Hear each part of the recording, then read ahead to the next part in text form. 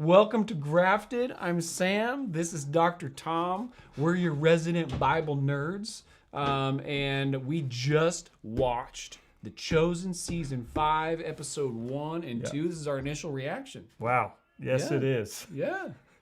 We want to invite you guys because, we got part 2 coming out next week. Part 3's coming out the week after. Yes, both of them at 4 o'clock Central Time. Make sure you subscribe. You don't want to miss our initial reactions to those. That's right. Each Sunday, the next 2 weeks. Our last one will be on Palm Sunday. Palm Sunday. That's right. Bring your own BYOP. That's right. Bring your own palm. Wow. That actually works. Yeah, it does. Wow. Also, if you want to go deeper in your biblical studies, this is the time of year to do it, right? So we have an online Bible course we really think you should take. And if you want to get it for free, if you become a Grafted ambassador, one of our financial partners, you can do that. You'll also get Grafted merch. Come on. You'll be able to join us on our monthly live Zoom, which we're going to have right after this live stream. We're coming for you, ambassadors. And then also, if you join our email list, we're excited to announce a free mini course that's coming out, and it's called the Menorah Apocalypse. Yeah, y'all, this is going to to be good. Did you hear that title? Menorah Apocalypse. I don't think those two words have ever been put together in the English language until right now. It's true. And we're going to show you how the end times are revealed through the menorah, and it's hidden in plain sight, and Jesus talks all about it. So excited. So sign up, email list. You just do free. It right after this live stream. Free $99. Free $99, free $50, whatever free price you like, it's yours. That's right. All right, you ready? Let's do it. Let's jump in. So we just watched it, season 5, episode 1 and 2. It was good. It was good. They did a good job. It was good. Highlights. Let's jump right in. I'll start. You ready? Well, it's always kind of a relief. No, I agree. I think in season 4 we were talking about this week, and we're saying don't screw it up. Oh, man, because this is this is crucial. It's all crucial. But this is crucial. It's Holy Week. It's Holy Week. And it is good. Yeah, which I'm very excited about. So Sam, what hit you? What just got you? Yeah, I would say I had a number of scenes that I really liked, but one scene that just stuck out like none other. Was Jesus, the disciples, everybody's in the temple. He's just teaching. This isn't later on in the episodes, but he's just teaching. But then he says this line, Father, he looks up to heaven, Father, glorify your Son, and then it thunders.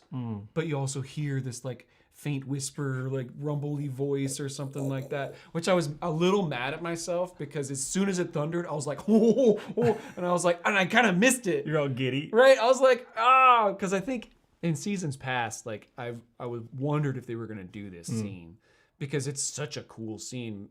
To me, it's like he does miracles and stuff all the time, and that's and they're beautiful and amazing, but this connection and responsiveness, the Father and the Son coming together. Exactly. It's like the baptism, it happens. They didn't do the baptism, which whatever, but this was one of those scenes where heaven and earth come together. It's true. And you hear the rumbling, the voice of the Lord, and he's saying this is my Son, right? Or he doesn't say that in this one, but he says, I have glorified it and I will glorify it again, right? It's amazing, Yeshua's having this conversation with his Father, and then his Father answers in thunder, because in Hebrew, the word for thunder is the word kol, and it's also the same word for voice. Nice. So that's why it's God thunders, but it's the voice of God, and some hear a voice, some hear thunder. He who has an ear, let him hear. Let him hear. So if they're did it thunder or was it his voice?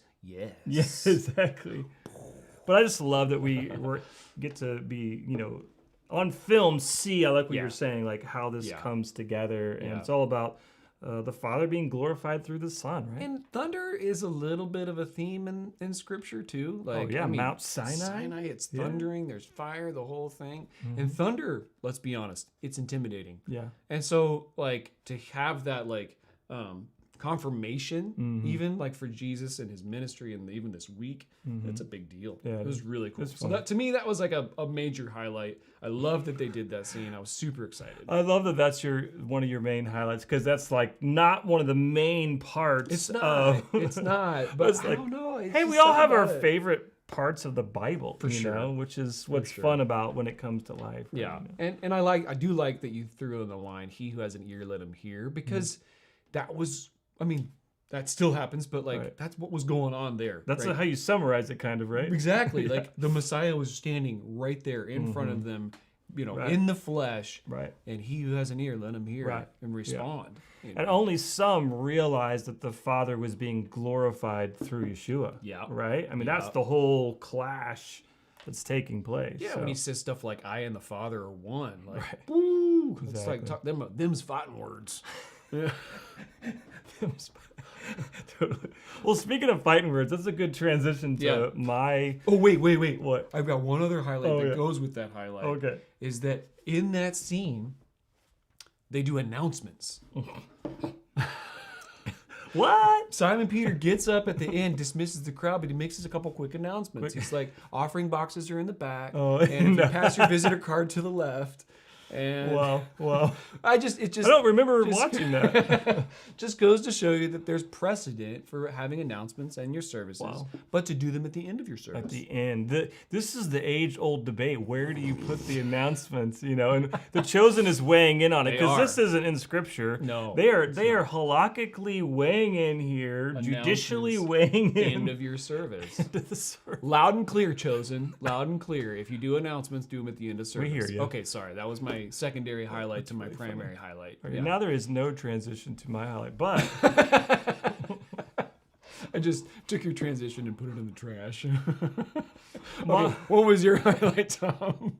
mine was about judgment. Yeah. Yeah. So, I mean, it's the whip scene. Oh, man. It's the turning over the money changers. So cool. Which is, it's a big part of this part one. And Yeah. I mean, there's a big build up to it, right? I mean, Yep. they take this verse that talks about where it says that Yeshua made a whip, Made a whip. right? Mm-hmm. It's in John chapter 2. It's only in one of the Gospels, but they're showing this. This was not a fit of, rage, spontaneous yeah. rage and Yeah. anger or something. That this was a calculated judgment. Right. That's good. I like that you're And saying judgment. Yeah. It's difficult to watch, Mm-hmm.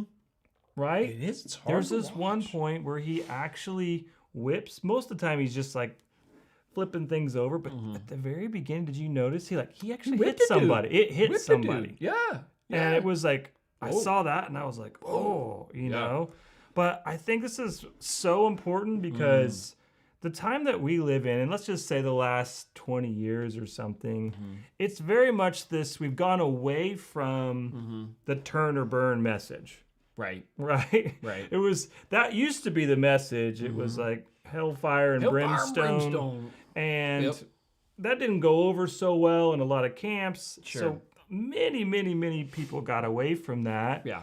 And it's turned into a little more of just a real soft, loving Yeshua. And of course, he is soft and loving and he is love, right? But he's also judgment. Yeah. And Yeah. so to me, this seems like a significant moment in history that we need both. And the tendency, good, right, man. is that we Yeah. tend to one or the other. Well, it's hellfire and brimstone. Right. Well, yes. And it's love. Well, then it's all love. Well, no, it's this both and it's paradox. Right. Like we can't. He's fully God, fully man. Right? You can't understand God and the Bible without these tensions, sure, man. these paradoxes that Yeah. are all throughout the text. Yeah. I mean, paradox is just kind of part of understanding the word. It is. Right. And so I love what you're saying. It is hard to watch, and I think it could offend some people. Right. But honestly, it's kind of like, sorry, not sorry. You know what I'm saying though? Yeah. Like Jesus gets out a whip and clears stuff, and it like I was taking notes the whole time. Right. But I think all I wrote down on my notes for this section was like, this would have been a big deal. Right? I mean, like lots of people. Again, Yes. it's like there's just people flooding the area, Yeah. and like that's just a lot of rabble rousing going on. You know what I mean? And so like Yeah. he literally throwing over tables and stuff would have made a big ripple throughout the temple compound. And like you're saying, it was like his zeal. Like they said this, right? They were like, they remembered zeal for your house will consume me. Yeah. Right. And so you get to kind of see that played out of like him just being consumed with zeal, and he was upset. Why? Because this house of prayer, this house of worship had been turned into thievery. Right. Right. And so, yeah, he was upset because that's not what this was for. Yeah. So anytime the Lord's intended design gets jacked with, like, he gets upset. He gets upset. So I think what you're saying is super good, super valid. And I feel like it's important as we head towards the end of the story. Yeah. I mean, the end of the age. I mean, as we get closer, heaven and earth coming back together, the return of the Lord. Right. He's coming in judgment. Yeah. Right? He's coming to judge the living and the dead. Right. And it says that there'll be blood spilled up to the bridle of a horse. That's a lot of blood. Like, I think that's probably just, know, metaphoric. Either way. But like this is a part of who Yeshua is. Sorry. Getting a little dangerous here. Man, you're sorry. I just move it out of the way. It's empty anyway. So no, but you're right. This is a part of who he is, and unapologetically. Yeah. Right. So it's just the way things are. Yeah. So I think it was also good that the last episode, it ends with him turning and facing the religious leaders, right? And obviously that would have been a clash, man. Right. Like they've already been colliding. They've already been, clashing here and there. But like, yeah, he would have been upset with their bad leadership. Plain and simple. Right. Yeah. Yeah, and it's hard to watch. Yeah. Hard to watch the leadership's failure. Yeah. Hard to watch them call for his murder. I mean, it's the whole thing is difficult. But I do have an interesting suggestion that might be happening. A suggestion. Speaking of the overturning the money changers, there's this really interesting scene where Tamar, this disciple of Yeshua, she has this interaction with one of the money changers, and he says that he's from Libya. Yeah, right. Okay. And if you don't know, Libya is Cyrene, ancient Cyrene. Go on. And then he like has this crush on her. It's like he's kind of hitting on her. Oh, he's totally hitting on her. He gives her free. It's kind of weird to think about. Okay, some free doves. Here's a free sacrifice for you. Right. Yeah. Which, if you get it for free, is it a sacrifice? Yeah, it's not. So that part I'm not so sure about. But she gave her free doves, I assume, to the Lord. Yeah. But I am free will offering. Free offering. Wow, that's good. Sorry, that was good. I like that.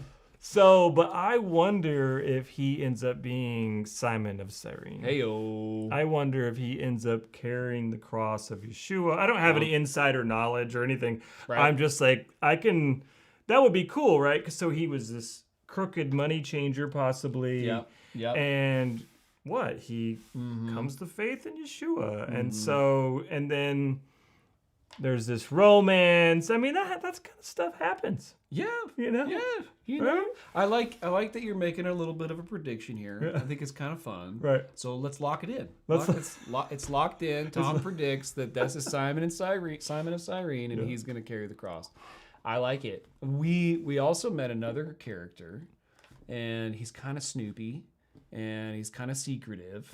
And he wears a lot of hoods. That's true. He's writing stuff down all the time. He's writing stuff down. We talked about it. We went to lunch afterwards. We talked about it. We both agree. We have a prediction for him, too. We both think he might be Mark. Could be Mark. We'll Only see. Because he's writing all the time. He's writing. And since, for me at least, John and Matthew, they always show them writing. Right. And you can kind of see what they're doing. Although I would think that he would be friends with Peter. Well, so he was at Peter's initial sermon, which I do want to talk about that for a second here in a minute. And he was taking notes, and Andrew was excited that he had somebody taking notes. Right, that's true. That was funny. So that scene we were talking about, there wasn't a lot of funnies. That's the funniest. But that was probably the funniest scene. Is that Peter is up there trying to recall one of Jesus's famous parables, and he's just Right. not doing great. That's pretty funny. And Andrew in the background being like, just, one, like giving him clues and hints. And that was funny. He's like, a denarius? Only a denarius? That's all? That was pretty funny. So they had the preaching moment and then the debrief moment afterwards where they're like, Peter's suffering. Right. Have you ever had a teaching that you didn't feel like go so well? Oh, yeah. Same here. Oh, yeah. You want to run off stage. And you could see him. He was almost in a fetal position. Yeah, he was like hugging a cart. Like, totally know that position. You're like, there, Lord, why did you have me do this? Yeah. Why, Lord? So another thing that I really enjoyed about this season so far is that every episode thus far, and I think this is the way they're going to do it the whole time, it starts with part of the Seder. Yes. Right? Loved it. They're all in the U-shape. So let's just talk about that for a little while, because there's a number of things I think that we could hit. First and foremost, I just want to say, one, I think it's great that they're just emphasizing the Last Supper, the Last Seder, so prominently. Right at the beginning of every episode, it looks like. Yeah, at the outset, it's a huge deal. This is a monumental, historical, like a hinge of history, you could say, is in this evening. So I love that they're taking the time to do that. I love they're highlighting it. Yeah. They're making it this focal point. Because, like you're saying, I mean, this is such a significant moment. Definitely. And otherwise, it would be like in one of the episodes. Yeah. This is a cool way to get it into... Kind of drips it in. Yeah. It took me a minute to figure out that they start at the end of the meal, right? And then Judas isn't even at the table. And so then it takes you a minute, and then you realize, oh, Judas isn't there. Yeah. Oh, this is the end. And then... So they're like dripping it backwards, which is kind of cool. It's cool. And also, I think, just personal standpoint, couple artistic points. I love the way they're doing it, just the way it looks. It's beautiful. There was one moment where it was a shot right behind Jesus, and it starts to zoom out, and like the candles, the way they're around the table, and there's two candles like right on his shoulders. It's just squared up perfectly. I'm not like a super like everything has to be all in order type of guy, but I loved the symmetry and just the artistic beauty, and also the choice not to have any music playing during those scenes, which to me, you could kind of like that could make or break a scene, the music, right? And so the fact that the focal point is Jesus, his words, the disciples wrestling with his words, what they're doing, that is the focal point. There are no distractions. Yeah. I think that's amazing. Yeah, and I would just say, like, go read your Bible. Yeah. Because so much of season 5 is the Bible. Like, I counted at least 20 chapters. That's a lot. Of the Gospels. And so a lot of part 1 had John 17, the beginning parts of John 17, John 12, like a big chunk of John 12 is in there. Yeah. A bit here from Luke and a bit here from Matthew. I mean, there's so much of the scripture. I think that's where this is really getting fun, because we're just seeing so much of the scripture in the film itself. So, boy, that makes it very exciting. Super cool. We remarked on this before the season started, but I think it's also cool that we're just getting to see so much of how they're portraying Jerusalem, which is awesome. So we're on the temple grounds a lot. We get to see, the different structures, and sometimes you see the menorah. Oh, the destruction. We had the destruction of the temple. Yeah. So now we realize that they're carrying away not the menorah from the holy place, but from... So if you don't know, there were in the temple court, there were 4 84-foot menorahs that lit during the holy days, that lit the courtyard. So when they're showing the destruction, they're carrying the menorahs. It's those gigantic high menorahs that they crumbled down. Wow. Yeah, I didn't see Dallas Jenkins. I didn't. Yeah, that was a rumor. I assumed that maybe you could pick him out or something. I couldn't. Yeah, but anyway, he's probably there. We just need to pause it. Yeah, maybe when we do the reaction, we'll zoom in on you, Dallas, and we'll try to find you. So, Yeah. Any other scenes really hit you hard, Tom? I mean, yes. Yes. I mean, we haven't talked about the triumphal entry. Oh man. Yeah. I mean, that was cool. That was cool. Hosanna to the Son of David. yeah. Yeah. Another scene that was really interesting that I'm looking forward to watching again was the conversation between High Priest Caiaphas and Herod Tetrarch. You know, that was a really well done scene. It was. Yeah. Much of it went over my head, you know, and so I was kind of like, trying to struggle to keep up, but I like that about it. Mm-hmm. It was a good conversation between those two guys. It was intense. Well, I just saw it for the second time. Yeah. Because I got to see it at the red carpet event. But like, it's a deep conversation, and it took me, like you're saying, the second time through, I was like, ooh, it's deep. Yeah. There's a lot of good stuff in there. Right. And I really like that because it's something where you could watch it several times and you kind of get more and more out of it. Yeah. And I like that because, you know, The Chosen, it's not really something you just watch one time. It's one of those things you go back to. So I like that they're thinking long term, but the dialogue is good and there's so much happening between. I mean, this is the theopolitical leadership of Israel, you know, represented by Herod and represented by Caiaphas. And this is significant because you have this triumphal entry, and you have all these people, thousands of people crying out, what? Hosanna or Hoshiana, please save us, son of David, right? Baruch haba b'shem Adonai, blessed is he who comes in the name of the Lord. They're welcoming him as king is what they're really doing. For sure. They're saying, we want you to save us. We want you to be our king. And then what happens is that the theopolitical leadership, they're the ones who actually reject the leadership of Jesus, right? For sure. They're the ones who say no to Yeshua. Right. And so I think it's good that they're kind of delineating. You can see this. And then the other really interesting thing that I'm going to make another prediction here. Ooh, okay. Is that we don't usually do this. We don't. Like, I think it's okay. But the whole backstory with Thomas and Rama's murder and her father, Kaufney, who's upset. I mean, he's really upset. Still upset. To say the least. And, you know, a lot of people don't like this whole side story because it's not in the text and what have you. But I can see what they're doing. Okay, go on. I think what they're doing is, so we come to this moment at the end of Passover week and Yeshua's trial, and then it's, you know, Barabbas, and there's this crowd that's there. Right. But this is an unruly crowd.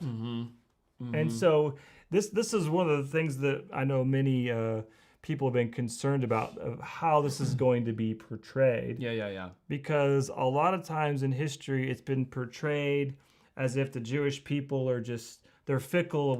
One day they're like, you Hosanna know, to the Son of King David. Jesus, and then the next day they're like, crucify him. Right.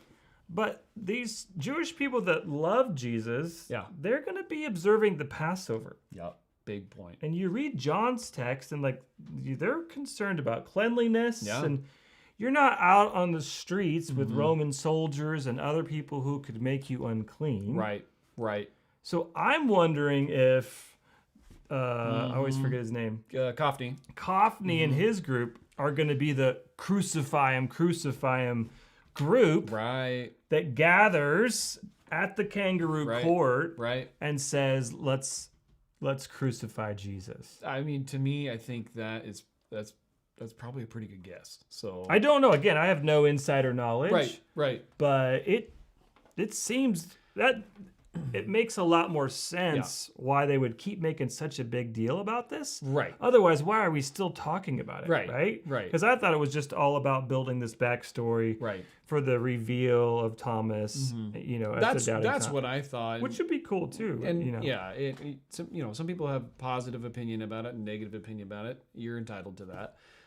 But what you're saying hey, maybe they're setting up this crowd of people that really want him dead, and they aren't observing the observing the Seder or something like that because they're so vehemently opposed to him. And so it's not this fickle people of just going back and forth. They're wavering and whatever. It's like that's not the case. Right. They are angry. Right. Not so good people. Maybe a bold prediction there, Tom. Yeah, that one's bold. A bold prediction. They got to do something with them, though. Right. Yeah. I mean. Yeah. So overall, I'd say, hey, first 2 episodes in the bank, and they're darn good. They are good. They're good. They are good. Yeah. I mean, you definitely want to go watch them. Yeah. Yeah. Go check them out. And as always, like we said earlier, go read the text. Like you said, there's 20 chapters at least. Like go read these chapters. We're in this Lenten season. We're in this preparation for Passover season. Like go read these chapters and get ready.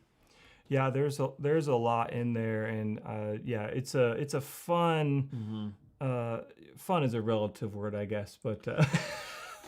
Is that kind of like when people say, interesting? Interesting. Depends on which way their eyebrows go, if it's a good interesting or bad interesting.